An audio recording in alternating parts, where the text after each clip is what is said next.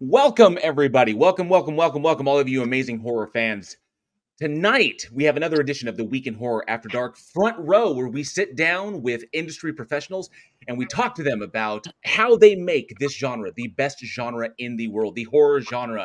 And tonight, I am so lucky, so incredibly lucky, to be able to sit with the entire cast of the upcoming horror short film and I can't spoil that. But the upcoming horror short film, 11 to 6, which was a Week in Horror production along with Insomniac Films, who made this thing possible. The entire cast is here. Destiny, Precious, Sean, Johnny, please say hello to our amazing audience. What an intro there. Yes. So for those of you out there listening who might not know, we do film production here at Week in Horror, and I usually serve as a writer. And Johnny, who is sitting next to me here in the room, so he's sitting right over there. You see him waving. Johnny helped to put this thing together with his production company, Insomniac Films, and they did an amazing job. And they cast these incredibly talented individuals. Sean Michael Beasley, Precious Peck, and Destiny Baldwin, who are above me. You see them up there. And first and foremost, I got to say, how was it working with us? Just go across the table. Just when you're coming into a brand new production, it's always kind of dicey. You never know how it's going to go. And I know that, Sean, you had some familiarity with us. Like, you're familiar, you know Johnny, you know us. But Destiny, Precious, what was it like coming in? You got the script. Like, what did you think? What were your thoughts? Destiny, do you want to go first, or? You go first so I can plug this in to my computer. Sorry if you hear squeaking. My dog apparently is really wanting to play out there. Can you hear that? Mm-hmm. A little bit. It's okay. Sorry. So when I first read it, I really loved it. And then I actually almost talked myself out of doing the audition, ironically, because it was my first in-person audition. And I'm so glad I didn't do that. Otherwise, I would not be here. And when I got to set, I actually, this is going to sound really funny and ironic, but I wasn't sure if it was a student film or what. So when I got on set, I was very surprised. I was like, wow, this is nice, you know. To be fair, that was, because we did hold the auditions at a conservatory, so we did hold them at a place where students were. Eugene is also a professor there, so that's gives us free audition rooms. Right. So. Right. I can understand the confusion. Right. And I didn't want to be like, so is this a student film? Because I felt like that would be like, you know what I mean? I didn't want to step on any toes, but overall. You always ask that question. No, that's a question you should always ask. That's good to know. Overall, I will say it was a really great experience. Everything that I thought, I came in with no expectations to like, oh snap, like this is amazing. Everyone was very professional. Yeah, so that's my take on it. Awesome. Destiny, what do you think? What was your take especially when you first got the script and you read it? When I first got the script, I was just excited. It was horror because I hadn't acted in a couple years. I kind of took like a break off, and I saw the posting on Facebook, and I was like, oh, okay, let me shoot for this. But I had military drill. I had everything happening in one day, so I wasn't able to make it to the in-persons, and I'm so bad at like online auditions. And so I was like, I really wanted to do this in person, but it didn't end up that way. So I'm the opposite of you, Precious. But when I got the script, I was really impressed. I think I had told you that, JL, that I was really impressed with the writing because I had done some indie horrors in the past. Lord forgive those films. And they just were not, the scripts were great. The filming wasn't that great. So even looking at the trailer now, and when I show people, they're just like, oh, this is going to be a legit, like in theaters, and this is going to be like a feature. And I'm like, no, but that's okay. They're like, this looks so much better than even the feature that, we shot or something. I was just, I don't know. Like, I'm impressed by the quality. The set was great. We had crafts, we had, everybody was really professional. I'm so shocked. And it happened in Dallas. This was my first Dallas film. I've always done just music videos, but it was like a huge music video production that like I don't know, like Luke Bryan would pay for or something. Well, if Luke Bryan is looking for a production company, you let me know. Okay, I will. I'll You could make use sure that to Luke let Bryan them know. money right about now. I can attest, having been on many like student films, short film stuff in Dallas when I was back because where you guys did the auditions, I graduated from there in 2003. So when I went back to school, I went to the Kim Dawson Conservatory, and I went through that whole thing, back when I was like 23 years old, and I was like, oh, I'm going to be an actor, and started doing that whole thing. And seeing what Eugene can put together, what Yor can put together, what Johnny was able to put together, the whole crew and team and the planning and the development and how they went in, just like they knew what they were doing going forward, just like they planned it. They were professional. And it always when you see the difference between those two, it's mind blowing. Just the atmosphere, the energy, everybody's on point, everybody's got their shorthand. And when you're on a set where that doesn't exist, oh, it's like herding cats. It's just like, where's this person? I have no idea. And then people are just running around being pissed off. I I'm just glad. got back from dealing with that. So, and that was a sad feature, but it came together. It was great. But I did want to say I've been getting so many compliments on the color grading for this film, just from the trailer. That's the man right there. So yeah. And Sean is unique because Sean has insight into the minds behind this whole thing. So, but you came in, you got the script, and what was your take? What was your takeaway, and what was your experience there?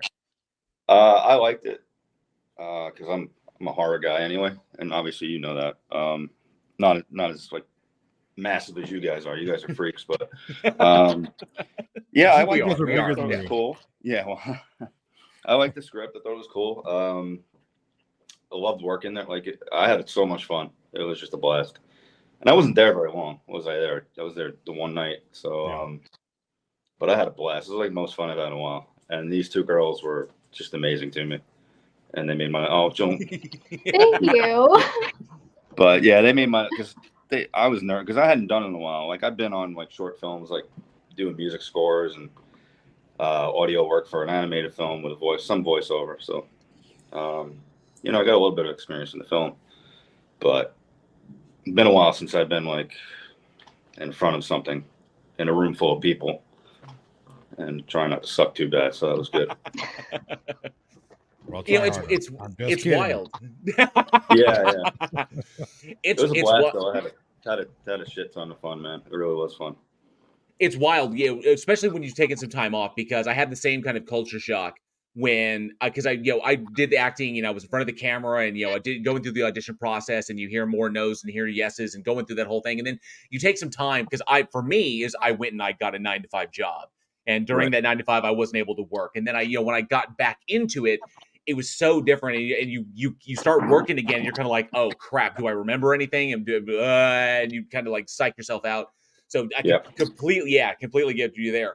Now with Johnny, this is interesting. So because Johnny's usually a behind the scenes guy, like you said, you mentioned the color grading, all the editing that he did, the music composition, the sound engineering, all that cool stuff. But Johnny got to be in front of the camera this time, really in front of the camera, not like Nail Gun where he just like it's a bouncer and kicks some guys out, But which, by the way, that whole plot would never have occurred if your character hadn't done that. So you were integral to that story. But now you're the badass killer. You're the monster. What was that like? That was fun. Challenging as well. So there are things that you do as an actor to prepare for a role like that. I mean, I don't know if it's every actor, but for me, I don't want to say that I'm a method actor, but I definitely do.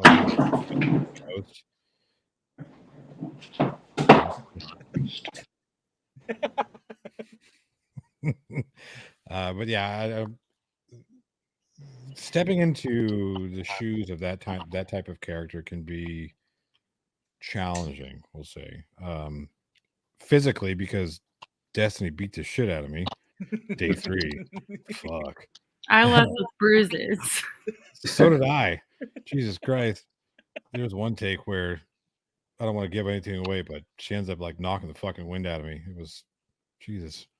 Nice. that was a tough night. So yeah, it's been a welcomed return because I actually started as an actor as well, fucking decades ago, and got away from it because of insecurities or life and whatever. And now that I'm back in it, diving headfirst into it with that role specifically, and then this past role that I just did, it's been a welcomed challenge. We'll say. Let's leave it at that. Yeah.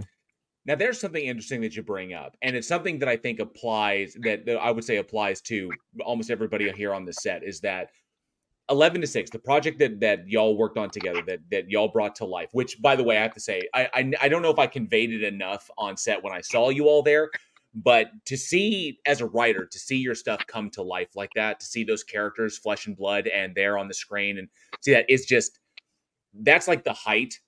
And there, I don't think as a writer, as a screenwriter, there's nothing better than that. And it no amount of money compensates for the level of joy seeing your characters living, breathing, interacting on a screen, seeing the process that y'all go through to bring those characters to life, and the things you bring to them that I didn't think about, the things that you bring to their stories, to their backstories, to that influences their dynamics. That y'all did that. All four of you brought that. The little nuances that have to come from you. And so I wanted to thank you all for giving me that joy to see that, even for just a short film that's 10 minutes long, or however this, I think it was like, how long was this, Johnny? Like 19, or how was it? Yeah, just under 20 minutes with under 20 minutes. Credits, I think, yeah. So runtime films like 17 and a half. So yeah, it would be like if, like when Stan Lee first saw one of his characters coming to life on the screen that he dreamt up, for a couple, or Jack Kirby seeing these characters coming to life on the screen. It's kind of like, it kind of blows your mind. So thank each and every single one of you for giving me that. That was a gift that just, is immensely, I'm kind of like blubbering here. It's just kind of like, but it really, you're gonna make me cry. I feel emotional right now. Like it literally, I mean, that's it. That's the goal right there. So thank you for that. Now, when it comes to acting, obviously each individual has their own process, that what they bring to it, their different style. Johnny said he's more method. I don't know if anybody utilizes like the goat method or like that, but when you have a project as physically intense as 11 to 6 was, especially between Destiny and Johnny, okay, but one where the physicality is really, really involved. Walk us through that process, and our audience as well, in how you approach that, in not only in terms of telling the story, but in terms of safety and comfort as well. Give us, I think, a little bit of insight into y'all's process, into how you do that, how you brought that physicality to life.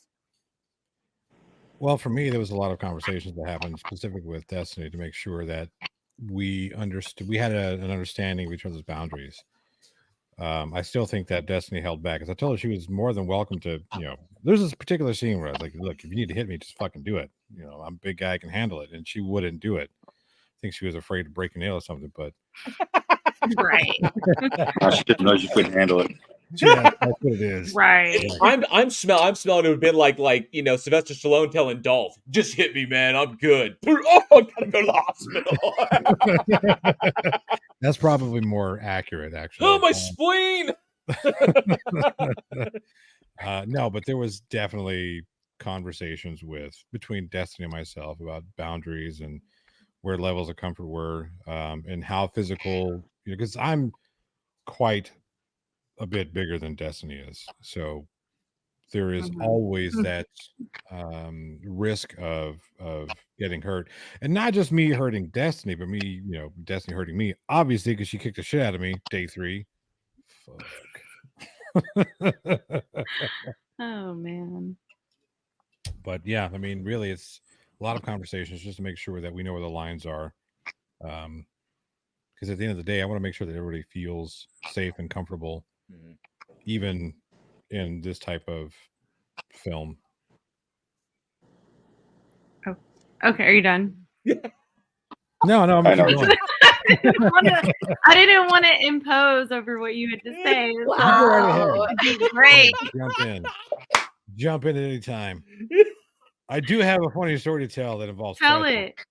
but I'll wait till after you're finished. No, tell it. Nope, not gonna. Okay. Well, gosh, my intentions always sound bad, but I'm just trying to be like, are you done? Because then I don't know when to come in and speak. But anyway, I think he Johnny kept checking with me to make sure I was okay. Oh, hold on, something popped up on my screen. Okay. Johnny kept checking with me to make sure everything was okay, and I'm just like, I'm fine. Like, I'm good. And he was just very caring about everything, but to me, I'm like, do whatever you have to do to get the shot. It might be a little bit different if I'm trying to like claw him or something because I'm so used to self-defense growing up, like the way that I grew up, that I'm just kind of like I can get really deep into self-defense. So I didn't want to like give my all, but I'm okay if somebody else gives their all. I'm used to like that kind of pain and stuff, military, and I took Jesus jujitsu. Christ! Yeah. I know. I was about to say, I like, did we need not- a little I did not therapy hurt session. Destiny. I have to say, I did not at all. With military. What that kind of reminds me of is there's if anybody is a Buffy the Vampire Slayer fan, Sarah Michelle Gellar's series, one of the first horror movies she came out before she did Scream 2, she did I Know What You Did last summer. Yeah, there's a sequence when she in her death sequence when they kill her when the fisherman attacks her. He goes to stab her over the head with a hook, and she goes into she does the classic Buffy block, and so. But there's no setup. Like, she's supposed to be a beauty queen, not like a martial artist. And she does like the classic deal they caught it. I was like, come on, that shit's from another show. But and that's why throughout the rest of the fight, she never does anything else martial arts wise. She just block shit, just do anything, which I thought was hilarious that they caught that in there. But yeah, it can kind of take over. Yeah, yeah. And I guess that's kind of like what I think y'all were trying to drag out of me, anyways, at some point, because I'm trying to fight for survival here. And but I didn't care. I didn't think anything would have been too far for me, maybe because I've just been through it all in real life. So I'm just like, all right, just bring it on. Like you want acting, you're gonna get the real thing here at this point, but just do whatever you have to do, like, in a safe way. I'll say that just for, security purposes or whatever. But Fuck. he just kept checking and making sure I was okay. And I'm just like, I'm fine. I think he took a lot of the scenes harder than I did, just because I can snap out of things really easily. Where some people, like, Johnny said earlier, he kind of can take things more method and more. It can take him a little bit to get in and out of that character. To me, it'll take me a little bit to get in, but as soon as I'm done, I'm done. I can snap out of it. And I need to learn how to fight too, better, more. So any practice I get, y'all don't want to mess with me. Y'all don't. And the same goes for you, Precious, because you, while not as like defensive, not as like hardcore, the fight, throwdown with Johnny, but you yourself had a particularly intense scene with Johnny as well. But it was a little bit different in that approach. Try not to give any spoiler alerts. Oh God, how can I say anything without spoiling things?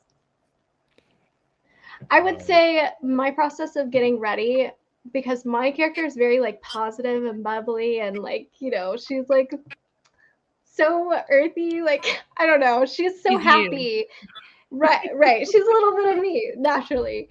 And I just had to stay in that mindset while everything else was going on around me, because we're like filming different scenes up to that point that are darker, that aren't exactly her. So if anything, I had to stay in my bubble in order to like really let go and not be a Buffy and guard myself. So that was really the process for me. I can see that, because Destiny's more like, I'm going to kick your ass, motherfucker. And Precious is like, that's so unnecessary. Convey yourself more efficiently. Come on. Right. Yeah. And Sean, I know you didn't have any throwdowns in that moment, but I do want to get, when you saw the scenes, because Johnny is cut together a bit. Johnny, have you shared with everybody? Have they been able to see what you put together so far? No. They haven't seen it. I have not let them see the cut. The cut. No, I have not let them see it. There are bits and pieces that I've shown. Okay, so that can't ask that very question. little, but I want. Okay. look, this is my Santa Claus moment, right? So I get to create this toy, this package, and I'm going to be able to give it to everybody. And I'm not going to watch the film because I've got the fucking thing memorized start to finish. But I'm going to sit in the chair and like this way, watching the audience because I want to see the reactions. I want to see how there is no one I've met in my life who loves mystery more than Johnny O.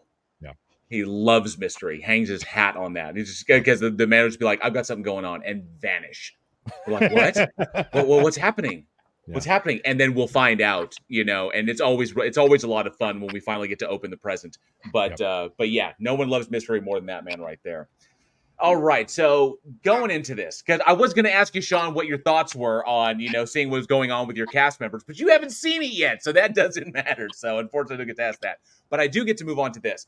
Getting into this industry, it's different for everybody, and especially doing horror films because there's some people out there that don't like them. Either they're too scary or they're too violent or they don't like what they represent. But some people are drawn to them. You're drawn to the reflections of reality, the exploration of the darkest aspects of ourselves, darkest aspects of humanity, reflection of that which ails us in society. So, but starting from, let's go with Destiny and move across. What drew you into the industry itself? Acting, is that what was going to be? And why? And then, do you like horror? Do you see yourself, horror predominantly, or do you just want to do all across? But ultimately, what drew you into this genre? No, I want to just focus on horror. Really? That's been my dream since I was a little girl. I think where most people grew up watching Disney, I kind of grew up watching Freddy Krueger. It was my mom's favorite, my real mom. Freddy Krueger and Scream kind of caught me because I wanted to be Sidney Prescott, with Billy Loomis. And then I know what you did last summer. I wanted to be Jennifer Love Hewitt. So I wanted to be all of these Scream queens. And then I saw Saw, and I'm like, I have to do this. And I even chased down the girl who plays, I think her name's Amanda in Saw. It's been so long. I'm about to go see it on Friday, the new one, Saw X. But yeah, the main. Are you talking about Shawnee Smith? Yes. Yeah. Her. I want to be the girl in the bear trap. That's what I want to be. No. I meant I just wanted to be inspired. I was inspired watching her, and I'm just like, oh man, I have to work with Tobin Bell one day. We'll see if that works and happens. But no, I went to LA. I moved out to LA after doing just random terrible indie films and everything. I went out to LA to go get John Homa, who's a huge horror film coach in the industry. And he had a show called Scream Queens, not the TV show that's like that, but the reality one where they were finding the next Scream Queen. And I went and knocked on his door, found his email, and I'm like, you're going to coach me. And so I stayed out in LA, and I'm like, horror is my life. And this is why I did it. I left LA to join the military, and now I'm getting back into it, and all this is coming my way. And, now I know people in the industry like James Wan and Damien Leone and just James Jude Courtney, and I know all them, and I'm just like, I can't believe this. This all happened this year, and these are people that I'm going to work with, and I'm just like, oh my gosh, where a year ago it was just a mere fantasy. I don't want to do anything else. I'll write maybe a Hallmark movie or two, but I want to do horror. And Home for Christmas Part 2. Right. I am curious. How did your military experience affect your approach? Did it change your approach at all, or did it inform your approach a little bit differently? To the industry or to to acting itself, maybe to the industry? No, I think it helped me in training. I think the acting helped me in training to just kind of get through it. I mean, now I can do horror stuff, I feel, and know how to fight a little better. Know how to shoot a gun if I want to do a horror action, and know how to be more. I think on set it's helped me because back then, a lot of people in the industry, they just want to show up late, or they don't want to show up at all, or they don't want to. I don't know. They don't want to do what it takes. But now I'm like, okay, I'm a little more militant now, and I can use that to maybe get me a role in a way. To actually be more professional, I think it helped me to grow up a little, to go after what we want and know that we have to finish a project. I don't know. It's a little different than being 18 and finding a role off Craigslist. I guess, Right. where you can always just turn it down and not show up or something. I don't know. It gave me, what's the words? Not stability. It gave me a little bit of that too. Discipline. Discipline. There you go. Discipline. Yeah, it gave me discipline, and I think that's what I have to use in roles now. So Excellent. yeah. And what about you, Miss Precious? So All bubbly and cheery and yeah, horror? right? I know, right? I'll answer your first question. So what really inspired me to come into the industry is I've always wanted to do. Where did Johnny go? I think he may have had to pop out for a brief moment. Okay. So I have always been drawn to performing in general. Even as a little kid, I used to like beg my parents to let me get into stuff, but like my parents sucked, so they never did, which is probably a good thing, right? I avoided being a Disney disaster. Like I'm probably best for the world. But you got then, such an Elsa look. oh, thank you. So, oh my God, stop! You're gonna make me forget what I'm saying. So, anyways, I've always been interested in it, and I've kind of like gone into different things. Like I grew up. This is gonna be so weird, but like when I turned 17, when I was still in school, I was doing concerts. I was putting bands together and renting out venues. And because it was like the time of MySpace, not to give away my age or anything, I tricked a lot of people because they thought they didn't know my age. So I could, get all these bands together and whatever. And anyway, so it went from that into like doing hair and makeup and being on stage performing doing that to it's always been in the spotlight. I moved to New York, then I had my child, and then my dream kind of faded a little bit and went on the back burner so I could be a mom first. And after a while, like I feel like my daughter's kind of like shown me to still go, like encourage me to go after my dreams. So during the pandemic is really when I started going for acting. And to kind of circle back what we were talking about before, like it is so mental. There's a lot of fighting yourself than there is everyone else. Right. A lot of self-doubt to like saying, hey, no, actually I do have this. It is okay. Like everyone feels this way. Everyone feels scared. And I think once you know that, you feel so much better because you're like, I'm not alone and we can just drop that,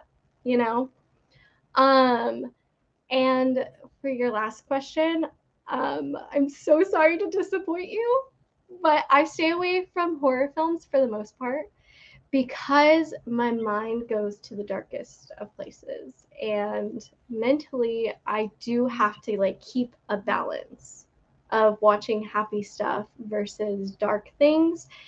And I'm sure, well, I know Johnny's not here right now, but I think he can speak up on that behalf. Luckily, I'm not Method. I'm Meisner, but I can still go to very dark places to get to where I need to be on screen. Right. So I feel like horror films actually work really well for me because I can go to really fucked up places. Awesome. All right, and Sean. So, and I understand, from what I understand, I don't know all the details, but your journey's been a little bit different from where you started and then getting to this point. And I'm kind of curious if you could like walk us through like what got you into this kind of work, and then of course where you plan after. Because I mean, you said you weren't in front of the camera for a bit, but now you were, and where's that going to go? I'm hoping I get to do some more stuff. I mean, they do a lot of filming here in North Carolina, but it's 2 hours east, which is fine.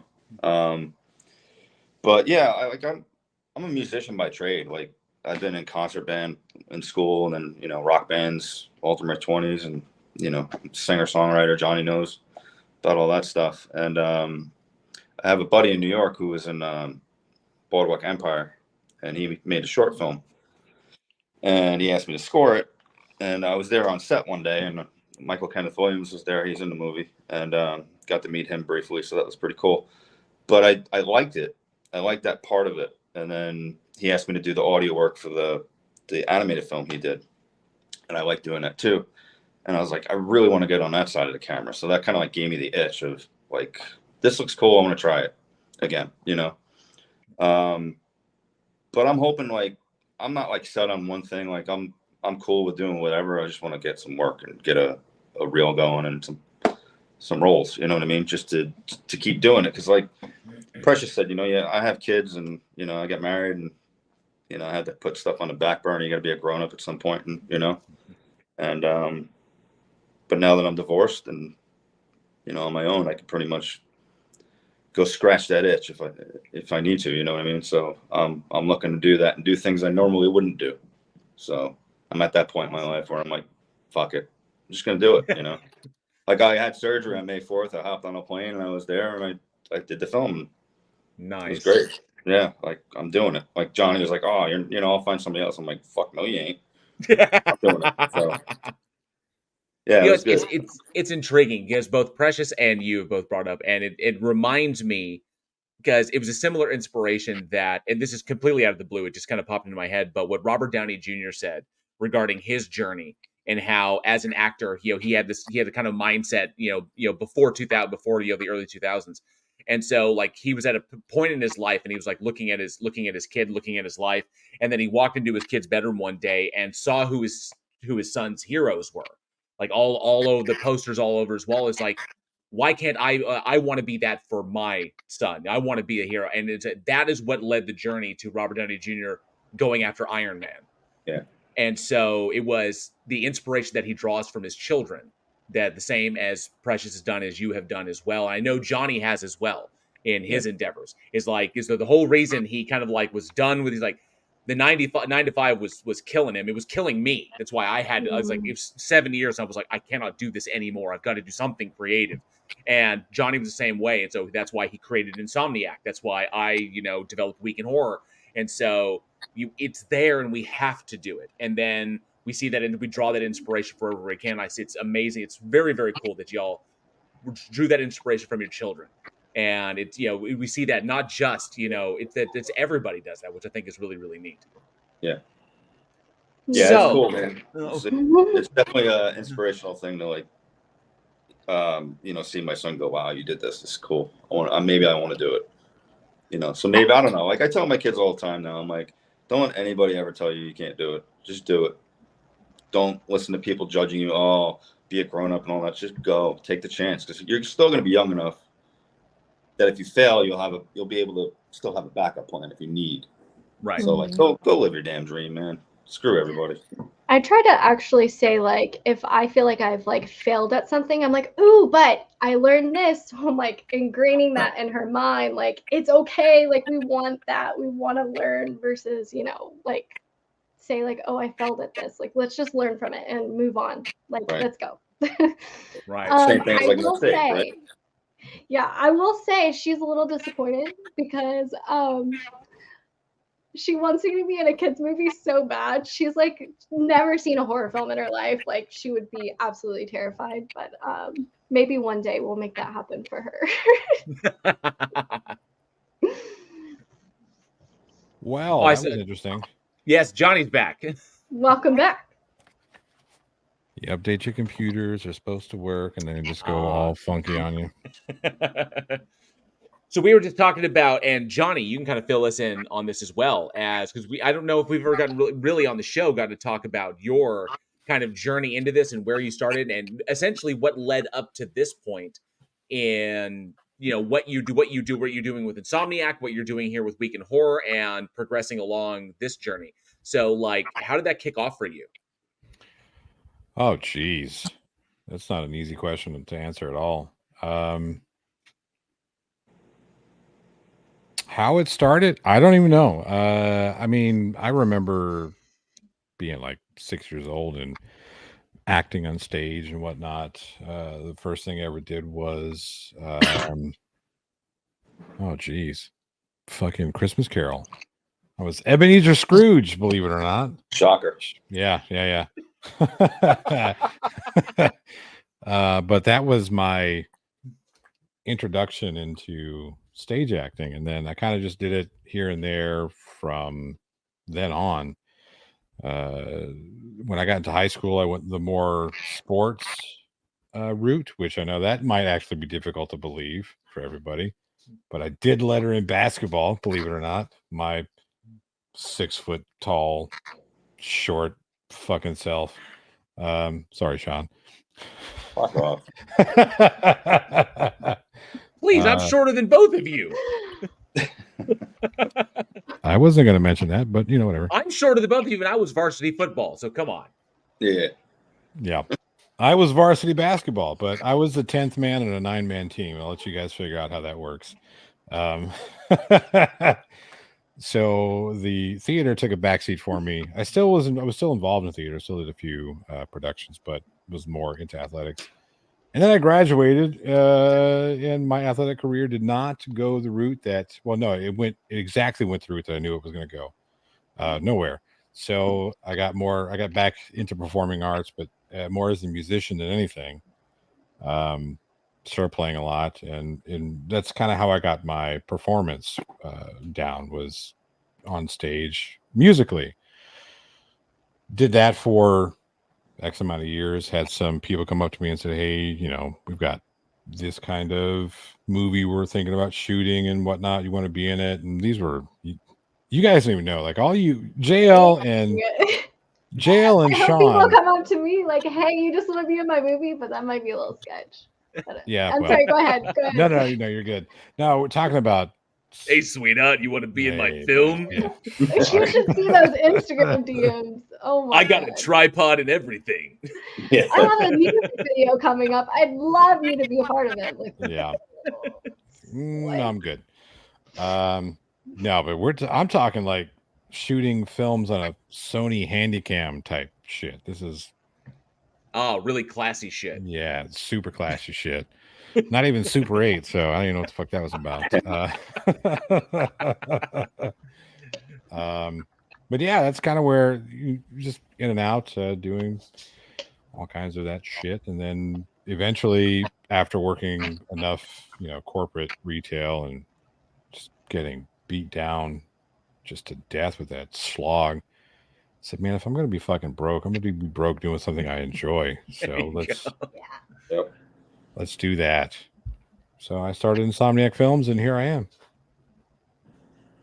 Yes, anything to avoid having your soul like completely dragged out of your ass. I completely agree with you. It's just it gets to a certain point where you're like, you just start looking at yourself as like, what are you doing? My whole thing was, if ghosts exist, and if when we die we're stuck in the clothes we're wearing when we die, I'm not going to be in that fucking uniform for all eternity. It's not going to happen. It's like it's like, this is what I'm wearing for now. It's like, no, I'm gonna go out wearing a cool horror shirt.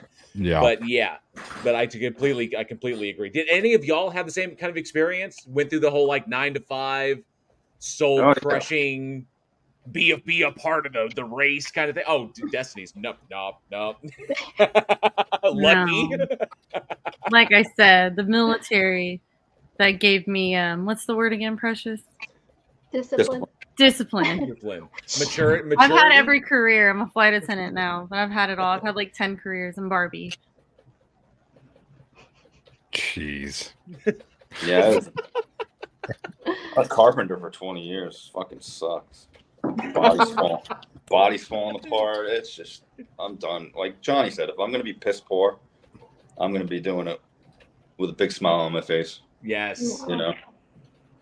And same thing. I can not carpentry, but HVAC. HVAC was mine. So like, so I got my universal certification in Texas, where it's kind of like you're in demand all the time.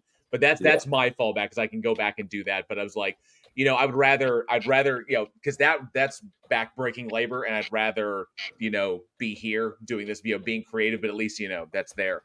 But yeah, Precious, same thing with you. Do you have to deal with that? Yeah, definitely. I think the thing that's hardest is I'm an entrepreneur by nature.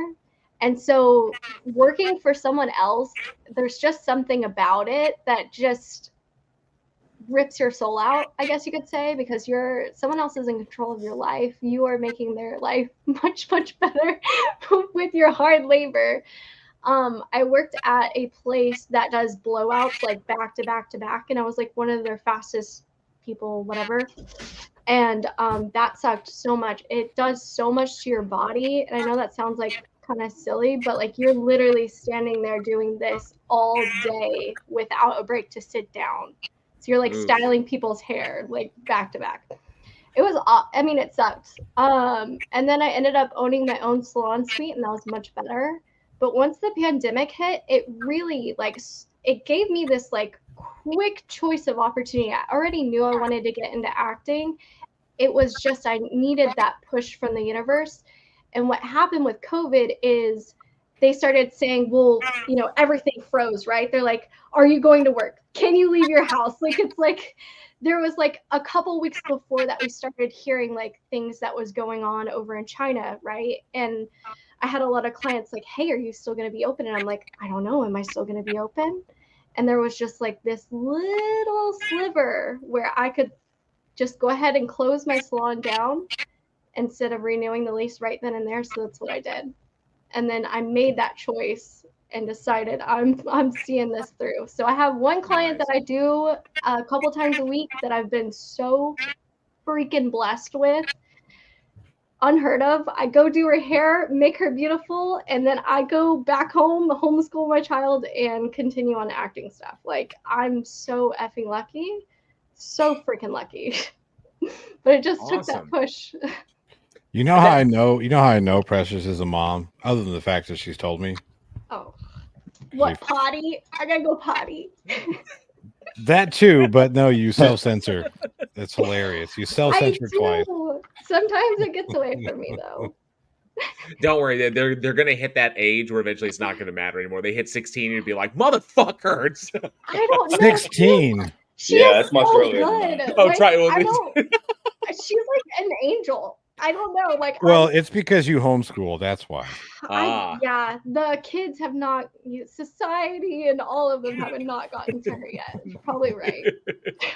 You know that you both, but you know, Precious, you brought up something really interesting, and it affected. I have a similar experience when COVID hit. For the rest of y'all, Destiny, Sean, Johnny, how did in the course of like your journey there? How did the pandemic affect y'all? Because as you see, it led Precious to her creative kind of breakthrough. It led me to mine as well.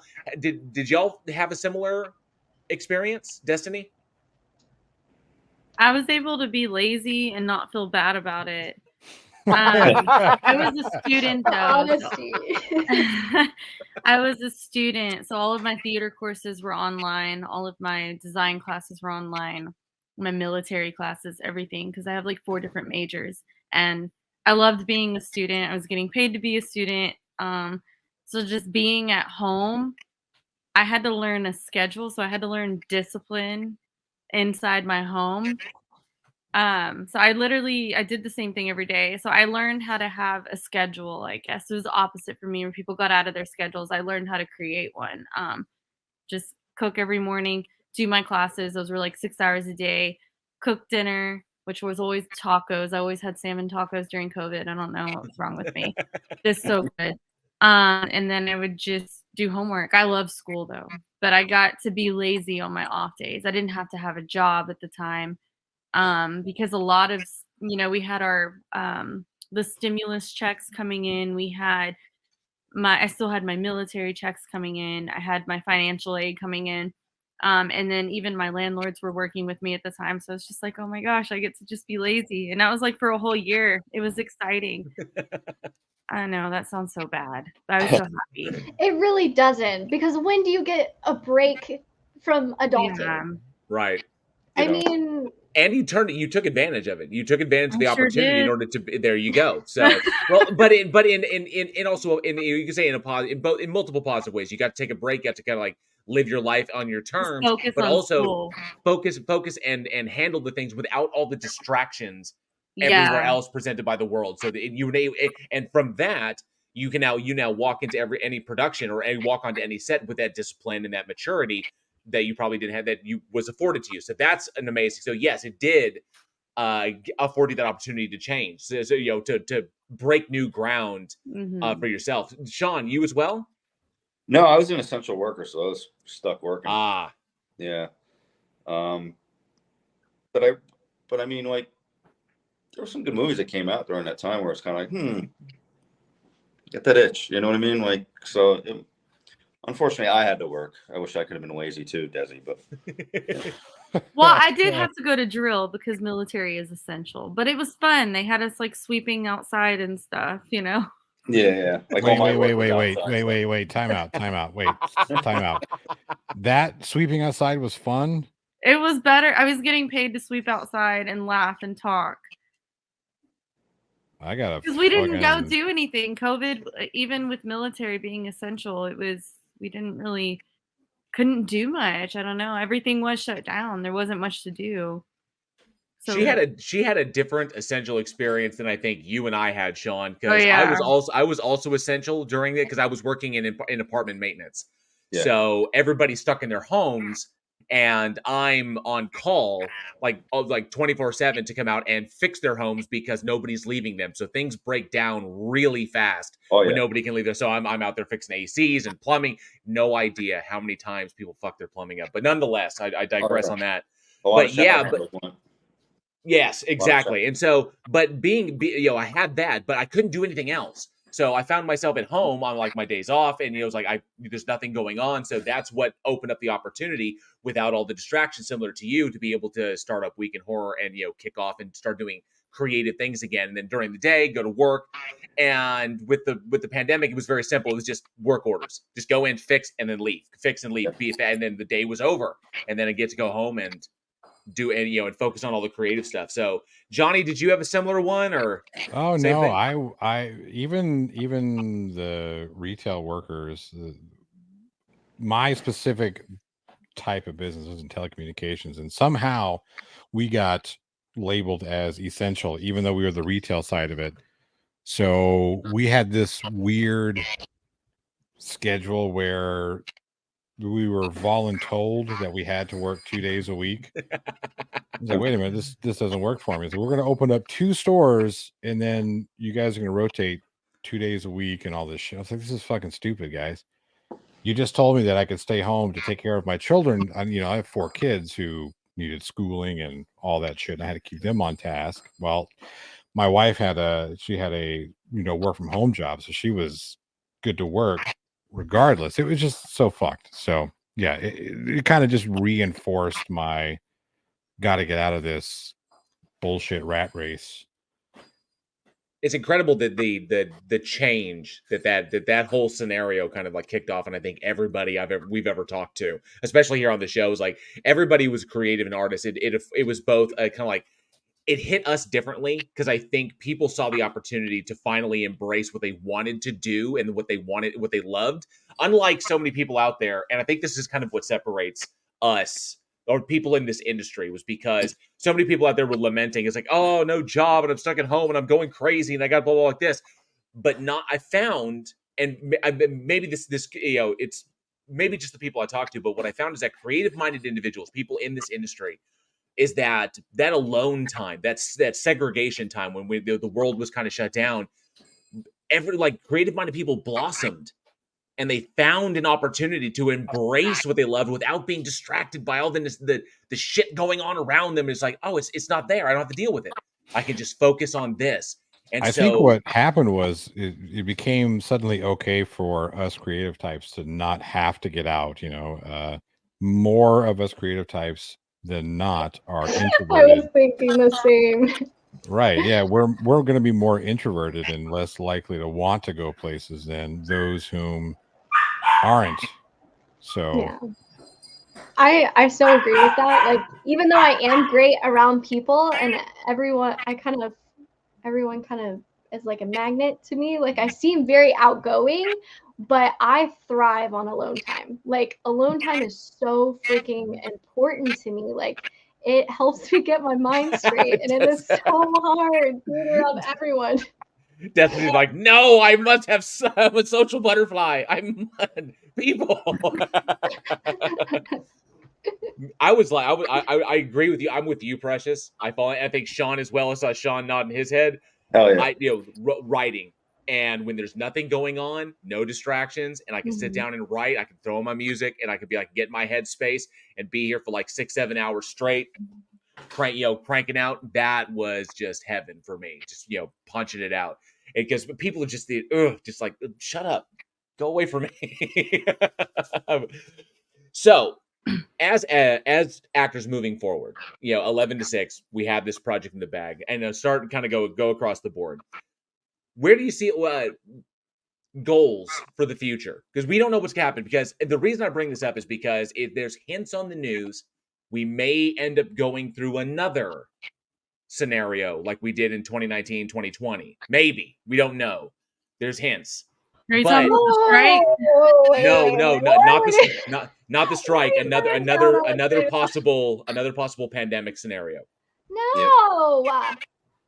I want my alone time, but it's like those early hints that we were getting out of China, and it's like there's whispers going out there that we may see this happen in 2024. We don't know. Maybe I need to ease off. As long as I mean? Travel, I'll be fine.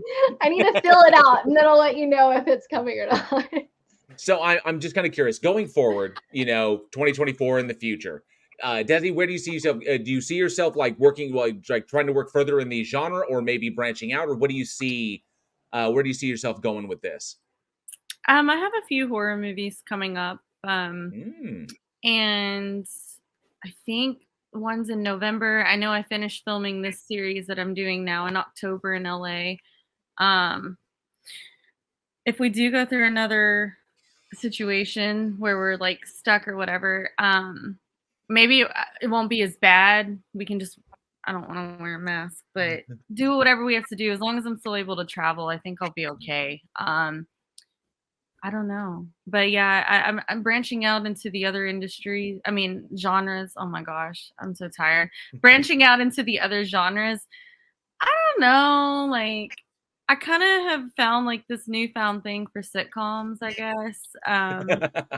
And, I could do the next Friends. Maybe they're going to come back. I'm going to be Rachel Green's daughter or something. But I don't know. It's always been horror films my entire life. But now I'm just kind of maybe I could do sitcoms. And maybe I want to do a romance now, just to kiss a cute guy on screen. Destiny and Dean Cain in the next Pureflix Oh, film. God. That'll be adorable. I love Dean Cain. I had a crush on him growing up. Destiny and Kevin Sorbo in the next no. It's funny that you say Kevin Sorbo, because we had this guy on set, and actually, a lot of my people from set just did a movie with Kevin, and this guy looked like Kevin, and they're like, Kevin Sorbo. I'm like, Kevin Sorbo? And they're like, how do you know who that is? I said, he's beautiful. Who doesn't know who he is? He's a fucking big bag of insanity is what he is. He's a dumbass. I want to work with him and Dean Cain and Freddie Prinze Jr. Sorry, Sarah. I want to work with everybody. Is there anything specific? The kind of like a goal, like a kind of movie you want to do, or a genre you want to work in? That's what you like that's a goal, like a bucket list item? Horror. That's all I've ever cared about. I've always wanted to work with Tobin Bell, like I said, but I hope he lives to be 200, but he's in his 80s now. And I don't know if the fact that he's coming back to do this Saw is amazing. I can't believe it. I'm going to be there Thursday in my seat in the middle of the screen waiting like this, because I'm just so excited. I love Saw. I don't think you'll understand. But I think just horror, honestly. Awesome. What about you, Precious? I feel like my goals are all over the place. I'm open for anything in acting for sure. Oh my gosh, this is such a hard one that you're asking, because right now I honestly, yes, I want to focus on acting, but I also want to, and I talked to Johnny a little bit about this, I really want to branch out learning behind the scenes as well, because I think it's so important, as an actor, to understand the editing process. Even I feel like you could be a better actor, and just knowing what goes into that and what you can give back. Ultimate goals for sure would to be able to work with this group again. I not lying. Aww. We will. We're gonna be hot cannibals. I know. Well, in this group and just all of the crew. Oh my gosh. Sorry, I'm gonna go all over the place. I'm getting too excited. Okay, just all of the crew. I mean, Eugene is a freaking great director, and everyone he has with that crew, I've been telling my boyfriend, this is the dream team. I don't know that I would go back on set and be having the same experience, and I'm lucky enough to have had 2 of them now. So I just, yeah. Oh, gee. Eugene gets that look on his face where he's like a little kid, and you just know, it's a good take. Like you just know, and yeah, I hope I could be like, okay, maybe this is taking this too far, but I'm just gonna put it out there in the universe. You know how like Tim Burton has his like Johnny Depp, like I hope I can like be something in that with this crew. Like I would love to continue working with this crew. Like a part of the stable, because a lot of directors have their stable of That's actors a that they pull from. horrible thing. No, it's not. Horrible. No, many directors have it. No. Calling it a stable is a horrible thing. You shouldn't stable. call it a stable. No, it's not. No.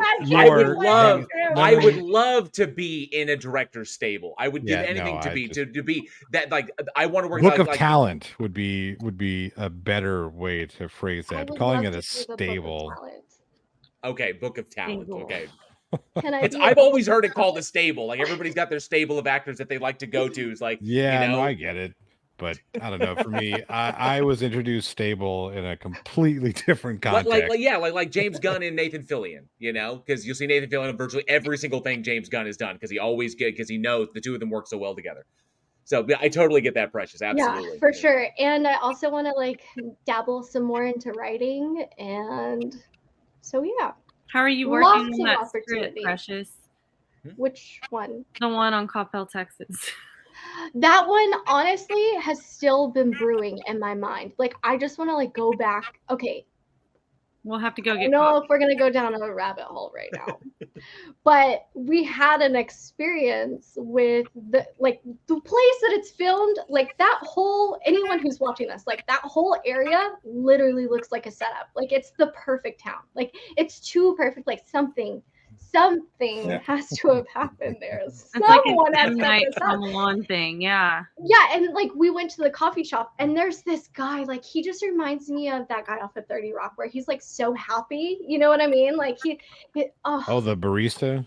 Yes, he was just so. He just seemed like AI. Like he was just a happy guy. It just didn't feel real. It felt so fake, and so there was something about that, like. Thank you for bringing that back up, Destiny. Like that's back in the front of my mind. I knew it was a dream of yours, Precious. Yeah, interesting. An underlying aura of sinister. Yes. Interesting, intriguing. Yes. Yes. Okay. Yes, my head is firing off now. Okay, sorry. I will stop going down this rabbit hole. And what about you, Sean? Well, like I told Johnny, man, I'm up for anything that he wants to do. Like I'm game for anything. That's dangerous. Yeah, well, don't be weird about it, but ultimate goal, like a dream. I'm a Star Wars nerd, so I mean, just to be like a dead stormtrooper would be awesome. Like that would be cool. But like have a moment in episode 7. Where he's like, got the helmet on, and it was just the voice is like, oh shit, I know who that is. It was fucking Daniel Craig. Hell yeah. But like the girls have said, I'd love to just keep working with you guys. It was fun. And I know Johnny, and been friends for a while. And he's always says it like it's a curse. It is. I have more gray hair now than before I met you, so What, do you think this was white always? I know. Sean, where's your? Yeah, but yeah, like working with that crew, man, was freaking amazing. Like everybody was like spot on. Like, what's up, Destiny? What's that? Your beard, it's gone. Oh, mine, yeah. Is that okay? No, it's different. You're just. It's you different. No. The answer is no. The answer to that question is no. Oh. You look like, I don't know, different. Okay. I don't know. I just can't believe I didn't know who you were at first. I thought you were were just a producer at first, honestly. I was like, oh, okay. For the whole interview. No, you didn't. That's so hilarious. When I first got on, until he said we have all of our actors up top, I was like, oh, that's Sean. And then I had to look closer. Yeah. Destiny got in the room, was like, who the fuck is this dude? I thought he was like a funder. That means That's you funny. can do many roles, Sean, because you can have those different looks. my It's like when I go Yeah, to my yeah. dark hair. So yeah, that's No, it's okay. You don't got to sugarcoat it. He looks Nice. stupid Yeah, for you 80 don't have to years. go down the hole. No, I was gonna say nice save. Nice save. Yeah, for Precious will always just be Precious, just sweet bubbly Elsa. yeah. Oh my god. That's funny. You guys are making my cheeks hurt. Smell it so much. And what about you, Johnny? Going forward? Well, there are some things that are in the works right now that I Mhm. can't really talk about. You never can. And I never will. But not while they're in this stage. Simply because I don't like to be the guy that's like, hey everybody, ha ha ha, and then nothing ever fucking happens. Yeah. I feel So- that. I feel that. Yeah, the Mhm. fact that you four know this news means it's a little bit more substantial. So we start. There are some things that are in the works that I love how he's choosing his words so I know. carefully. I know. It's like yeah. I got to be never careful ask a because magician how he does the trick. that's right. The prestige is the whatever. Going forward, though, no, I am looking forward to working with everybody in this panel again. Yeah, Precious and I actually just wrapped a principal photography on another short. yeah, it was That- so good. I got to say that it is. You are true to your name. Okay, first and foremost, we've had this discussion, and it was a joy getting to work with you and work opposite of you in a different capacity than on 11 to 6. I I'm do so have to emotional say, to watch you work. I do have to say, I look forward to our next shoot ending differently for the characters that we play. Will it though? I Will it though? I mean, I'm getting pretty good at that part. Like, will it though? I fucking hope so. Jesus. No, that was I feel like ditto right back at you. Like I feel very grateful to have been able to work with you and very proud of you, Johnny. Like you fucking brought it. Like Oh, you brought gee. it. Yeah. You're making old man blush. So adorable. So It adorable. was it was a really good time. When you get to work with people like Destiny, Precious, and Sean, you can just kind of trust where they're going to take you and let your guard down a little bit. I'm a very guarded person, as you all can tell. So when I work with people whom have that expectation, like you either fucking show up or just get the fuck away from us because we want to perform. So when you have that expectation and you also have that security and safety, knowing that they're not going to like kick you while you're down unless it's part of the script, Destiny. They're going to show you a lot of grace and trust in your acting choices and then give you something to work with whilst expecting something in return to work with themselves. So that has been the biggest joy working with all of you in different capacities. Even you, Sean, even though we didn't Even you, Sean. no, what I mean is we didn't have a scene. I know. You too, Sean. Even you What I'm could've saying said. is what I'm saying is Sean and I didn't have a scene one together in 11 to 6, but even just being on set watching what's going on, watching him perform and watching him with his choices and seeing that, here's a guy close to my age. I'm not saying older or younger, but just leave it at that. Who is jumping back into the pool of acting the way that you flew across the fucking country to do this role for a short film, which I was like, fuck yeah, After man. his surgery. After having shoulder surgery. Right.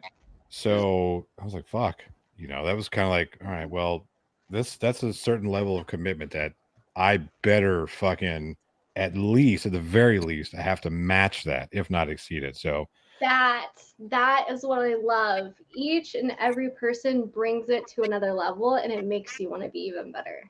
Yes. Period. Yes. Absolutely. And again, as a performer, having those performances from the three of you and knowing that there's an expectation there, knowing that I can go to places that I hadn't been to in a very long time. I mean, a very long time. Yeah. And yeah, it was, like I said, it was just such a joy to work with all of you. So I'm looking forward to doing it again. Me too. Yeah. Definitely love I the team appreciate it. environment. Yeah, everybody drawing from one another on a set. It's always an amazing experience and an amazing feeling. You know, especially when you. I especially love as an actor. I love two-handers, and I love just the give and take. I love that give and take relationship, and it's some of the best performances that I've ever been a part of is when you get that when it's just you and the other actor there, especially on stage. Everything just kind of falls away, and it's just the two of you. Oh, it's just amazing. I hope to get in front of the camera again one day. Ooh. Maybe one. I Are you don't going know. to? It's been a long time because I love writing and I've done some directing. I AD'd for Eugene one time. I hope one day to get back in front of the camera. No one's offered me any roles, so Oh, horse shit. Hang on a second. Wait a second. Time the fuck out. No one's offered me any roles. Bullshit. You lie like a fucking rug. You stop right there. Stop talking. Stop talking. Stop talking. We have a project right now that is in not even really in pre-production. It's in the works that he is writing, that JL has written. And I specifically said, you have to play the role that you're writing for yourself. Okay. And he was like, no, I'm not going to do it. No, that's different. That's different because it's a project that I'm writing. And if I write it and I write for myself, that's no. No one's come up and been like, hey, second. JL, you'd be great in front of the camera. It's like, no, wait a second. Because the idea that I gave you was all the Weekend Horror crew, all of us being on camera. And you're like, no, I don't want to do that. I was like, no, you have to. Like, well, maybe I could do a voiceover type thing. It's like, no, you got to fucking do it. So don't give me that shit. That's what better time and place to do it though, right? Than with this crew, and you've written it yourself. Right, like exactly. You're allowed to use your own stuff.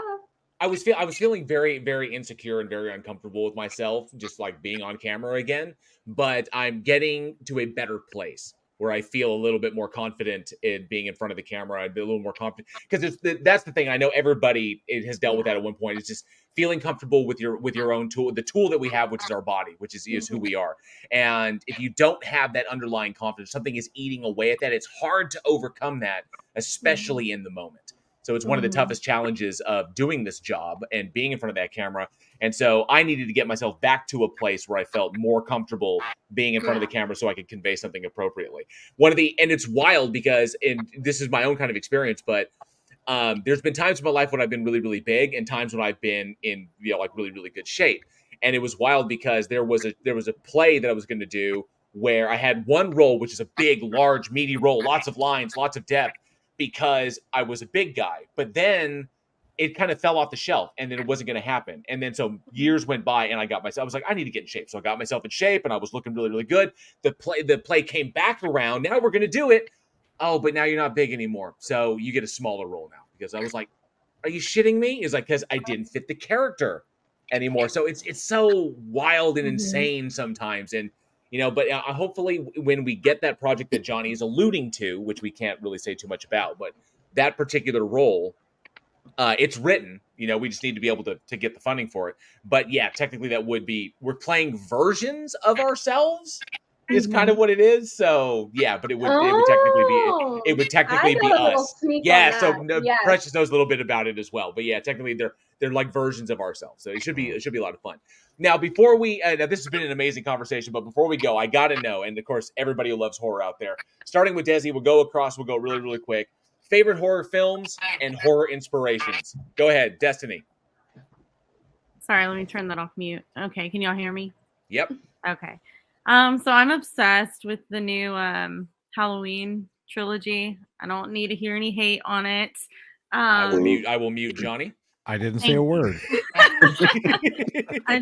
I'm obsessed with the new trilogy. Do you guys hear that garbage truck? Shut up. Just I should have muted him. But, I'm sorry. Go ahead. I'm sorry. Specifically Halloween Ends. Anyways, Boy, that was a big garbage truck that just drove by. but I love That was like the whole Department of Public Work. Are they doing construction out there? What the fuck's going Guys, on? be nice, okay? Gosh.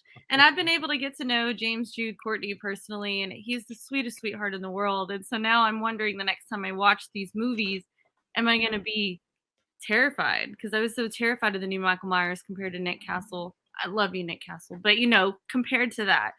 And then the new Screams, I'm just not into as much. It's kind of, they killed Dewey off. They killed me off. But I'm really excited for the new Saw. Awesome. Clearly, I keep singing it up, but yeah. I'm excited for Saw X as well. I love Tobin. Tobin's an amazing actor, and given the shape that he's in, especially for his age, I have no doubt that he's got many years left in him. Good. And if you haven't seen the movie that he did with Lin Shaye, Final Call. I love Lin. Or the Call. Lin. So yeah, but he and Lin Shaye play a married couple in that movie, and they are phenomenal together. So if you it's called The Call. So yeah, but definitely check that out. I want to. But awesome. And Precious, what about you? Favorite horror films and horror inspirations? This makes me an outcast and a total poser because I have like none. What are you gonna say, Coraline? No, I would say Nightmare Before Christmas. I think they're like horror, but thriller. I guess I just got done watching You, and like the twists and turns of that, like what the fuck. Actually, I thought was really good. This last season, and then I just got done watching Gone Girl, and that was actually really inspiring. Like psychological thrillers. Holy shit. Yeah. I will no longer. I retract my statements about wanting to act with you again. Why? I'm just kidding. Well, you're crazy now, Precious. Because of those. I mean, not really. No, because of Rosamund. She's gonna pull a Rosamund Pike on Yeah, you. Exactly. Because of Rosamund Pike. I don't know if that inspires you to write, but maybe. Talk about a money shot. We need to warn your boyfriend. Oh my god, here Precious, we're gonna warn your boyfriend. He's like, we're watching this again. I'm like, but I like that David Fincher style work. Psychological horrors, things that plumb not the supernatural horror or math slashers or gore or splatter stuff, but the things that really plumb the depths of the human mind. Right, I love those. Have you seen Dexter? No, I actually have not seen Dexter, but I watched the New Blood. Is that what it's called? Something like that? Oh, the new series where he's up in the mountains, or he's living up in the okay. I liked it. It was really fucked up. And then I have to find my balance and watch SpongeBob on the side after watching stuff like that. Like, so I'm like totally fucked in the brain. But anyways, next person. Sean, what about you? I actually fell in love with horror. I'm not like a huge horror buff, like I said, but like I do like the genre. But Michael Myers was the guy that really did it for me. Nick Castle. Although I do disagree with your take on Halloween Ends. I'm just gonna leave it at that. Okay. What if it was its own standalone, Sean? What's that? If it was like its own standalone film, or maybe made into a series, just that last one, it would be good. No. I thought maybe the premise was kind of like a good idea, but it just didn't work for me. Precious, you would like it. It's a love story. Like I thought. I don't think saying I like it really speaks volumes of anything, since I'm not, But like for me, like everybody gives Rob Zombie's movie shit, which is second one, which is terrible. They should give this movie shit. Tyler Mane. He was fucking brutal. The best part of that was the bathroom scene. That shit was fucking brutal. You talking about Halloween 2? No, in Halloween. In the first, in the 2018 or the Rob Zombie? No, the Rob Zombie one. Oh, yeah. With Ken 4E. Oh yes. Okay, in the with the trucker stall, yeah. Because there was a bathroom scene in Halloween 2 when he kills Annie's character and that shit was brutal as absolute fuck. Like, well, the dream too, like in the beginning with the nurse, that was pretty bad. That was it. That throwback to the second Halloween, to the one with Jamie Lee Curtis, I thought was fucking brilliant. He was like. then the direction he went was a little weird. And just to throw this out there, House of 1,000 turns 20 years old this Shut year. up. So it's like, and so that popped up. It was like House of 1,000 20th anniversary coming back to theaters for a 2-night engagement. I was like, am I that fucking old? Shut up. But I get you, Sean, and I get you, Destiny. I love Rob Zombie's flicks. I think Devil's Rejects is his best film. I thought House of 1,000 was full of moments that show his capacity for really brilliant ingenuity. And I have a lot of respect for him as a director. I think 3 from Hell was a bit of a drop off, but nonetheless, I like it. I enjoyed it. Johnny's giving me shit for that, and Destiny. I did everything in my power to defend Halloween Ends and Halloween Kills. Okay, but Halloween 2018 was just amazing. Halloween 2018 was fantastic. Freaking phenomenal. It absolutely was.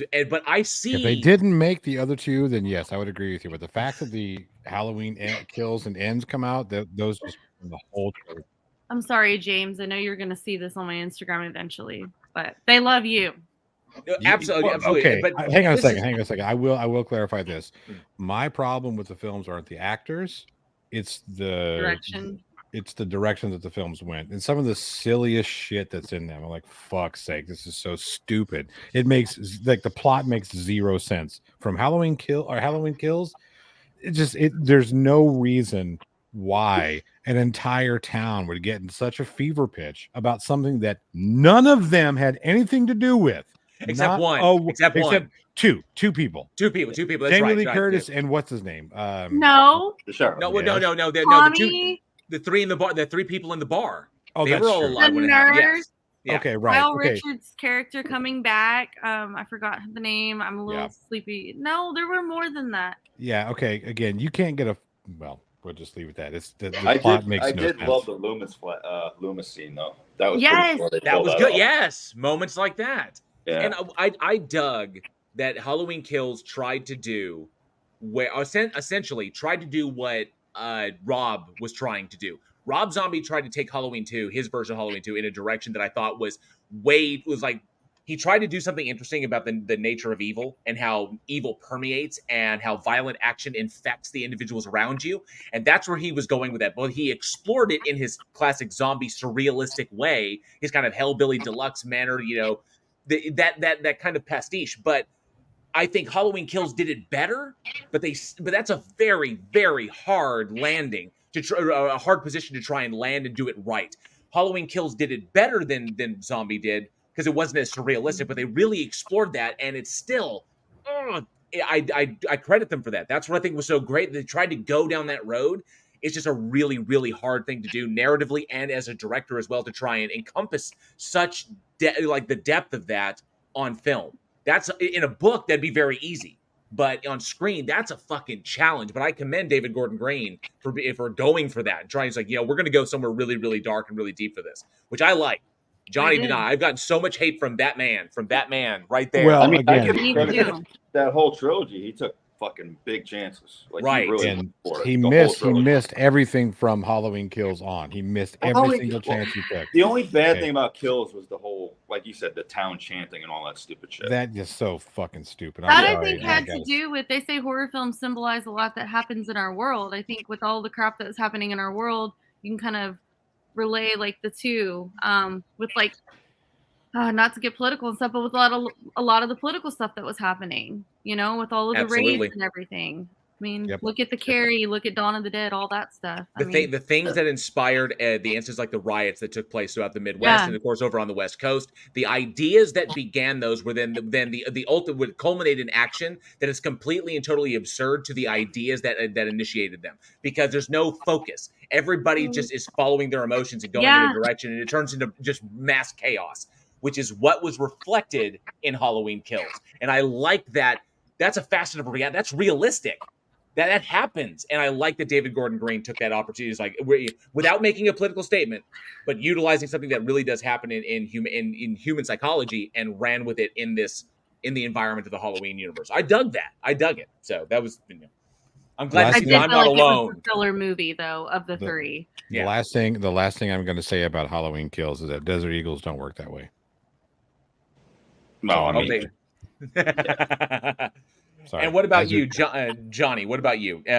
Not to because I don't want to digress too far, but I already forgot what the fucking question was. Favorite horror films and your inspirations. Oh, geez, favorite horror films, man. That's so tough for me because it really kind of just depends on the mood. But I'll always go back to John Carpenter's The Thing, and They Behind Live. you. Yes. Yeah, absolutely. They Live was great. They was amazing. Yeah. Then I get kind of weird and go to the Clive Barker Hellraiser series. I get a lot of shit for the ones that I like in the Hellraiser series. So whatever, I don't care. And then going back to when I was a kid and Freddy Krueger and Michael Myers and Jason Voorhees and all those good shit. That was a great time, man. The fucking 80s were the best. I don't care what anybody says. The 80s were the best. We had such amazing childhoods. We really I'm telling did. We really did. Fuck. You can't. If you look at yeah, right. If you look at the best of what was good about the 80s, it was better than every other fucking decade. Hands down, the best music, the best film. Film, yes, absolutely. Best horror films. I guess my mind went straight to childhood. That's all I was thinking about, like childhood trauma. Like, was it good though? Like, I don't know. I will say this. I've recently discovered this, completely off topic as far as horror goes, but I can't believe I recently discovered it. I have discovered something called bardcore. And I don't know if any of you heard of this. Parkour? Bardcore. No. So like bard, like a bard, core, like bardcore. And what it is there's a group on YouTube that does 80s hits, like across, like it doesn't matter, like big 80s hits in the style of medieval musicians. Oh, jeez. Like a bard, like a Renaissance bard. And so they do these songs in this style, and I fucking love it because it just speaks to me. But yes, and the two musicians here, I don't know if you will dig it. I'm gonna have to look this up. Bardcore, and I fucking love it. Especially you hear like "Take on Me" or you hear fucking Africa or some shit like that. That's the first one that I was thinking. Yes! I'm like, how's it gonna go? Like, all right. So, I forgot to say, guys, Terrifier 3 is about to be in the works. Yes, for 2024 release. They start moving in like a month, so I'm so excited. Oh boy! You think Precious can handle Terrifier or Terrifier 2? I just made my cast of this watch it, and I was actually messaging Damien during the whole thing, and he was like, "Well, what scene do they like the most?" And they said, "Of course, the vagina scene." And they're like, "The vagina scene," but yeah, like the infamous first kill scene or the infamous kill scene in the first one, the bifurcation scene,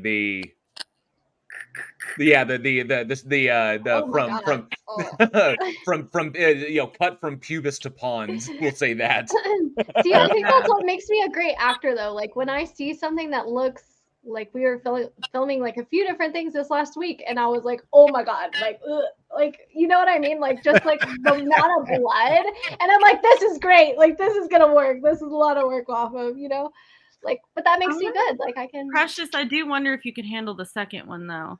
Okay, even I really was getting kind of queasy in the theater. I really was. So Precious, you saw the first Terrifier? No, you haven't seen either. Okay, Sean, have you seen either of them? No, Terrifier I 1 or 2? I know what you're talking about. I haven't seen them. Okay. So yeah, there's a kill in the first one that Desi's referring to, the bifurcation scene. The second one has and then the second one has another sequence in it, which imagine like stringing up a naked human being and sawing them from their hoo-ha down to their head, and that's fucking brutal as shit. There's a scene in the second film, I will not spoil for you, that first one pales in comparison. It is just so fucking brutal. It's gonna be insane. I can't give any spoilers, but just wait. Even seeing stuff from like 11 to 6, like I was like, 11 to 6. I'd say 11 to 6 is so tame. It is so tame. No. I know it's tame, but like the amount of blood. That's all I'm saying. Like it's different when it's like there, and you're just. I can't say anything without it being a spoiler alert, so I'll just shut up now. I did watch something recently with an Australian horror movie. Which one? They just made a TV series out of it because it's so popular. Wolf Creek. Wolf Creek, yeah. Yes. And hopefully, fingers crossed, we will get a Wolf Creek 3. because the first two good. films are amazing. The 2 seasons on Stan were amazing, and hopefully we will get a third one. Get John Jarrett back to play Mick Taylor again. Fingers crossed, as I hope. Mick Taylor, yeah. That was sick. I got to watch the second one. Because unfortunately, we're not going to get a Collector 3, and I really would have loved a follow up to the Collection, because there was Collection, and there's supposed to be a third one. They started filming. Well, they started filming up in Canada. They started filming up in Vancouver, and then COVID hit, and they had to shut down production, and then they all left because they couldn't stay in Canada. And when they got back to the set where they were going to shoot, somebody had broken in and stolen like all of their shit, and they were like, "What the?" And they'd only filmed like 3 days. And so they get back, and a lot of their equipment's been stolen, and it's all just fucking chaos. And they pretty much threw up their hands and were like, "We can't move forward with this." So they shut it down, unfortunately, which is a bummer because I love Josh Stewart. So, if we have time for it, I'd love to bring back the question. I don't feel like any of us really got to answer. Is that if we do have another pandemic, what are your plans? Like, what do you want to do with that? That's very good. Yeah, I thought we did answer that. I don't think we did. We went and we said what movies and what our goals were. I brought it up, and like with that in mind as a possibility, like if that were to occur, and we find ourselves in another 2019-2020 situation, what do you guys think? Well, I mean, if you want to just start making movies and shit, I'll head that way all the time. I don't really care. I mean, I'll probably start writing some stuff and start writing music again, recording music again, maybe composing some stuff. But yeah, I want to just keep doing the acting thing. So. What about you, Precious? I was gonna say, if stimulus checks are involved, let's just be honest, that definitely relieves you of anxiety and how am I gonna afford everything. If that were the case, then I think I would dive more into like online acting, coaching, yada yada yada, and also seclude myself into doing a lot more writing. Awesome. And studying, yeah. And watching more films and planning, and I don't know, everything's an opportunity. I could literally keep talking. Like even after like working with them this last week, like I was watching something else and I'm like, oh, they cut to this and this makes sense why they cut to this. And it's like, yeah. So I think I would just go down that rabbit hole. What about you, Destiny? I feel like I answered it earlier. I don't remember what I said, but I know that I did. You didn't. I swear I might have. I honestly don't know. I really don't know. I said, I did. I said as long as, whatever precautions I can have, like to still be able to travel if they do furlough us, if we get to keep our benefits. I still want to be able to do that. And then I can just use that time to travel, to see people like in the U.S. if we're not allowed to go out of the U.S. or whatever. Gotcha. Then I can go see my creatives around the world. Because I'm still going to be filming most likely. And what about you, Johnny? What will I don't know. Fuck. Make movies. That's what I'll do. Brood in my silent house that's never silent. Your Fortress of Solitude? Fortress of Solitude. Yeah. Turn off all the lights. Is that where you are right now? Is that where we can't see you? You can't see me because are you on your throne? You can't see me because the computer that I stream from took a shit on me. I updated and it fucked off. So I'm now on my editing computer, which I generally don't connect to the internet. So I don't have a camera. Mm-hmm.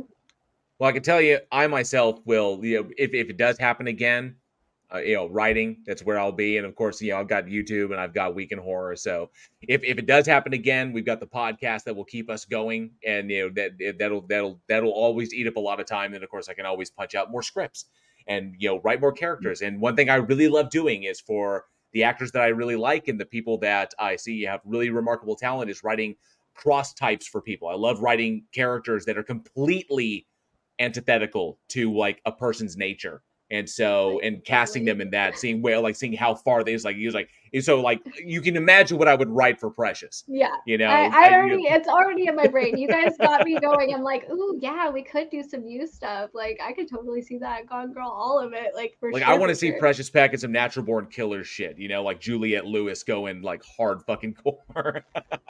She has no idea what I'm talking about.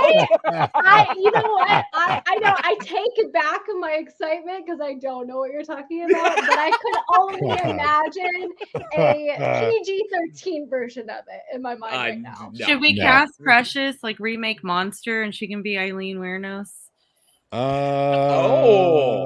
Maybe. I don't know. I can see it. I don't know. I really, Precious, I do want to say one of my favorite horror films that has come out that just throws every other slasher other than Terrifier, that throws just every other slasher under the water. And Johnny, if you've seen this, shut up. But Winnie the Pooh, Blood and Honey, I think would be perfect for you to start on with horror. Hold on, let me write this down. Winnie the Pooh, Blood and down. Honey. No, it is amazing. Did you just say Winnie the Pooh? Winnie the Pooh.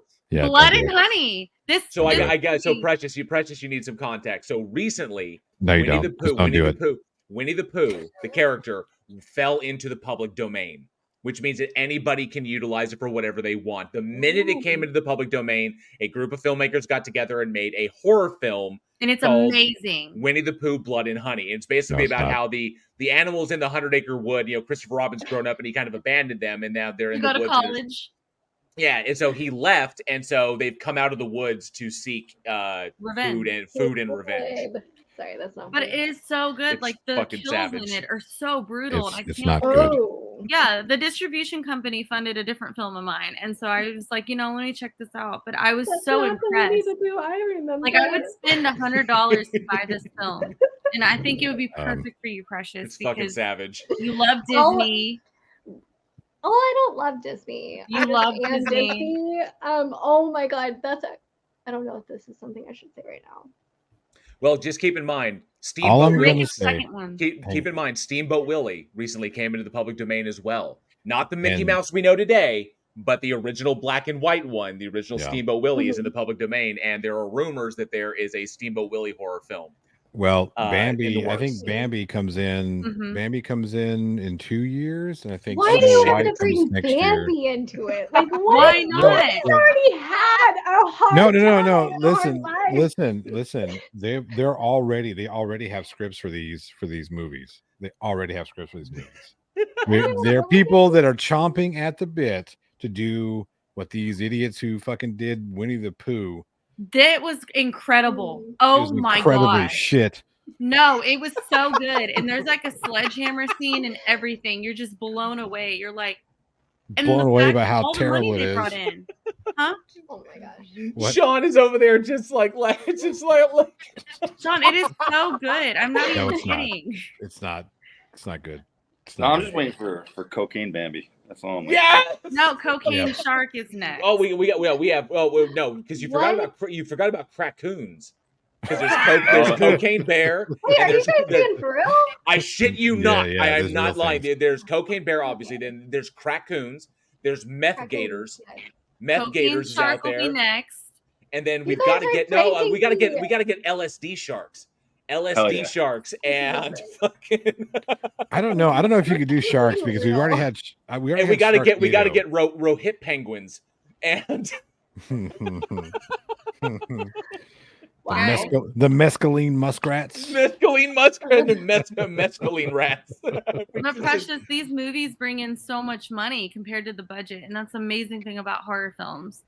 And Winnie the Pooh just brought in so much, and the second one is being because it cost them $1.95 to make because it's so shit. It was so good, and you have to admit the quality was really good, Johnny. No, I don't. Yes, you do. It was awful. I will try my best to watch it once I've done my cleanse. Right now, I'm still doing. And you even almost start to cry in it, Precious, and then you're just all of a sudden. Yeah, I don't realize that you're about to cry. Johnny, I feel like Destiny's setting her up at this point. I do too. I feel like this is like this is what happened. So Destiny watched this movie. Hang on a second, Destiny. Destiny watched this movie. Was like, God, I can't believe I fucking wasted all my money on this. Who could I get? Who could Oh my God. I know. I I can She's get like, Precious. she's like at the carnival. She's like at carnival. She's like the man eating chicken. Check out the man eating No. chicken, and then they're Yeah. like, it's a guy eating chicken. They're like, Guy eating aha! chicken. Oh my Now go tell gosh, your you friends. My Yeah. favorite scene. It's just it makes you want to cry, and I know you're gonna cry, Precious. And then the moment you're about to start crying, No, you're not. you left, and then you're just gonna be like, All I can like do I already is I can just see it. wanna, I can see all I it. can do is I just want to do. It's a trap. Precious. That's all I want to do. It's so bad. This is a scam. Yes. Scam Well, I Likely is definitely- coming up on your phone right now. For I you, definitely wanna- I will watch it. This is the I- movie? This is the movie you're going to tell me to watch? Yes, This is You the get one movie. You You get get one one movie. my movie. one movie that you're gonna Shut up. watch. I have to hear Precious's reaction after she I watches will this film. judge. Okay, we'll get it on camera again. Awesome. You know what, Precious? We Hang will on a be second. Wait a watching. second. Precious, if you would be game for this, I think this is something we could put on Week in Horror. I would like Yeah. to get you live reacting to this absolute shit movie. It is not. It is a good film. It is a film, yes. Oh, Is that this there, our right there. copyright? Okay, Precious, I'm going to give you this idea Okay. because of your bubbly nature, because Yeah. people who know who you are. Precious reacts to horror films for the first time, and we'll Yeah. put it and that is your YouTube. It's like Precious reacts. I've And then that always is your wanted a YouTube channel. channel. That's your YouTube channel, and then you basically film yourself reacting to these horror films, and then you take the best parts, cut them out. You turn it into maybe like a 20-minute or a 25-minute film video, and then you just put that on YouTube. People will Okay. eat that shit up. What? Especially with Hold on. Terrifier. Everything I you just already said, see. can I have it on a already see platter? your. I see your Hold on. silver play I- button already. Let me hold on because you don't understand. I know we're going over time here, but I've been wanting a YouTube channel so effing bad for so long, and I'm like, and everyone's like, you have to have a niche. You have to have a niche, and I'm like, I'm ADHD. I don't have a fucking niche. Don't put me in a box. Like Oh, every week is put different. it in the jar. Don't. Put you it in the know? jar. Put it in the Okay. jar. Okay, so That was I worth give it. there's It your was worth idea. it. I give you that idea. I give that run with it. I see your silver and gold play buttons already hanging on the wall as you react to some of the most insane shit that is put to celluloid. Writing Yeah, this down. especially since you love to cry. I think this would be great because I want to see you love cry. to cry. It just comes naturally. I can't You help do it it. quite a bit. You made me cry. And I was numb during my role half the time. I was just at a numb part of my life. And I'm like, I need Precious here. Bring her to set. No, okay. I honestly, I learned so much from you on set. Like, I love that you spoke up and you know how to ask for things. Like, if you need something to be able to get you to the place that you need to be, like, you know how to ask. And I really seriously, I learned so much from you. Like, you have no idea. So I it have was to a interject pleasure. there. I have to interject because I know exactly what scene you're both talking about. Which- My character was not in this scene. Okay. And I'm sitting down with all the footage and I'm editing and I'm going, this is early on in the editing stage. I'm like, what the fuck is that noise? I keep hearing this noise. And I don't go know. back and I mute a channel and like, no, I'm still hearing this. What the fuck is going on? So I go back and look at each individual audio channel and I find it and I solo it out and I like boost the audio like way up. Like, this is fucking Precious crying in the corner. What the fuck? Oh my gosh, shut up. You could not hear that. Yes, I could. And the bitch of I it was was trying to be quiet. it was so quiet that when I was listening to everything on playback with full volumes and whatnot, I just heard it and I was like, what the fuck? I thought I was going fucking crazy. Oh my god. Yeah, that would be really weird. You caught an EVP, Johnny. It was an EVP. Is this when I was hiding behind the Yeah. Okay, yeah. Yeah, yes. Yeah, I was hiding behind a whatever A waitress the hostess stand. Yeah. Yeah. Yeah. Yeah, I was just in the corner curled up crying. Because I was watching Destiny perform. I was like, what the wait, is she making that noise? What the fuck? No, she's not making this noise. Did we catch some random fucking like Fucking rando. yeah, what is going on? Make sure you put on your resume, Precious, so you can cry on cue. You can cry before cue. I was challenged this last week for sure, there was a point where I did feel how you felt, where I felt like numb, but like looking back, I think it made sense. So okay, yeah, down a rabbit hole we Sean, go. But Awesome. yeah, you probably would have cried too, just with Precious crying. You'd be like, well, crap, now I gotta cry because I feel bad she's crying. I don't. Oh my wanna god! Oh my god! spoil anything. Oh, they have no idea, Johnny. They have no idea. If No, she would have see- seen your kill scene, Sean, you know, she would have just started crying. Yeah, I actually, I sent. Speaking of what you're talking about, Precious, I sent JL a message telling him that, JL likes to give me shit about my acting chops because he hasn't really seen them. He's never really seen them until like Go ahead. fair. So he saw a little bit on 11 to 6, and I, whatever. I'm not gonna be self-deprecating, but I don't think I did as good a job as I could have done. But that being said, But go on. I don't agree, Yeah. but go on. fair. So yeah, JL likes to give me shit about my acting chops, and I'm breaking. I'm no, breaking. I know, balls, I know you that. are. I know you are. I know it's not. I know it's all in jest. I know it is. I know it's in jest. But when you see this next film, I don't think you're going to be able to even ingest. Not that I was like fucking. Oh, I'm.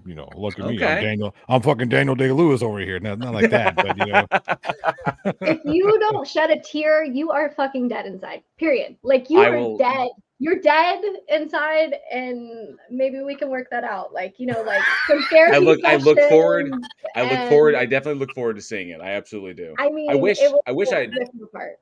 I wish I had footage because because I have far more stage background than I do camera experience. But that's why I want to get back to it one day, because back in those days when I could do like Richard III and Macbeth and a lot of the classical stuff, and of course a lot of contemporary pieces as well, like just the Shadow Box is one of my favorite performances ever.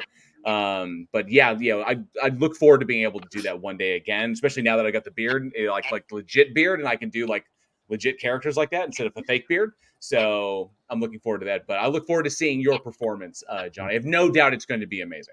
what you're saying is you're looking forward to playing Santa Claus. Yeah. I was thinking, I was like, so what, guys? Christmas is around the corner, and we can make a horror film for Christmas. You could be a bad biker. Yeah. You see me on the next season of Sons of Apathy. There you go. Oh my gosh, sorry. All right. Well, this has been absolutely amazing, and it went a little bit longer than I was anticipating, but this has been an awesome conversation. I love it when they just go organically like this. We get all the details and all the cool stuff going on behind the scenes. But this has been an awesome show. I want to thank everybody for coming out, the entire cast of 11 to 6, recent Insomniac Films, a Week in Horror production. So a huge giant thank you to Destiny, Precious, Sean, and Johnny O. I appreciate you all being here. Thank you very much. Thank you for having us. Thanks for having me. A lot of fun. Destiny also is really thankful to be here. Yeah. She's like, what? That poor girl is exhausted. She's so tired. She She needs sleep. She needs Hopefully, I rest. get to work with you again. That'd be cool. Absolutely. If we have anything to do about it, we are definitely going to make that happen. So, Like, Sean, whatever we need to do.